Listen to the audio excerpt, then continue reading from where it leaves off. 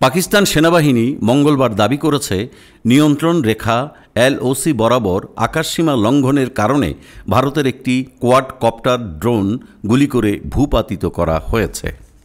পাকিস্তানের নিরাপত্তা কর্মকর্তাদের বরাতে জানানো হয়, কাশ্মীরের ভিম্বার জেলার মানাওয়ার সেক্টরে এই ঘটনা ঘটেছে।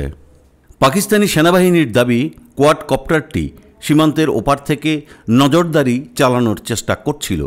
তাৎক্ষণিক প্রতিক্রিয়ায় সেনারা লক্ষ্যভেদে সফল হয় এবং ড্রোনটি ভূপাতিত করা হয়।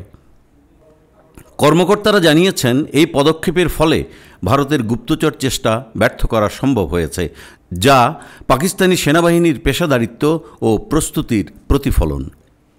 পাকিস্তানের সামরিক বাহিনী আরও জানিয়েছে, সীমান্তে যে কোনো ধরনের আগ্রাসনের জবাব দিতে তারা সর্বদা প্রস্তুত ও সতর্ক রয়েছে। সম্প্রতি দুই প্রতিবেশী দেশের মধ্যে উত্তেজনা নতুন মাত্রা পেয়েছে।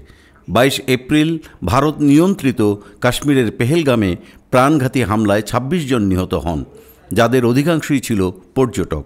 এটি 2000 সালের পর অঞ্চলটিতে সবচেয়ে ভয়াবহ হামলা বলে উল্লেখ করা হচ্ছে।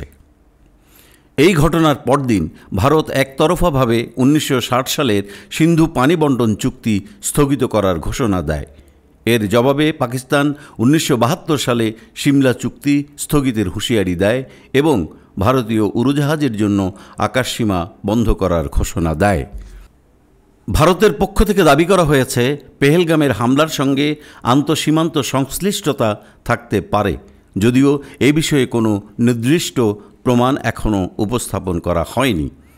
অপরদিকে পাকিস্তান হামলায় তাদের জড়িত থাকার অভিযোগ দৃঢ়ভাবে অস্বীকার করেছে।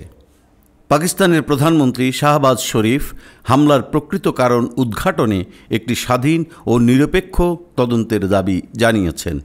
উত্তেজনার এই প্রেক্ষাপটে দুই দেশের মধ্যে পরিস্থিতি আরও জটিল হয়ে উঠছে বলে আশঙ্কা বিশ্লেষকদের।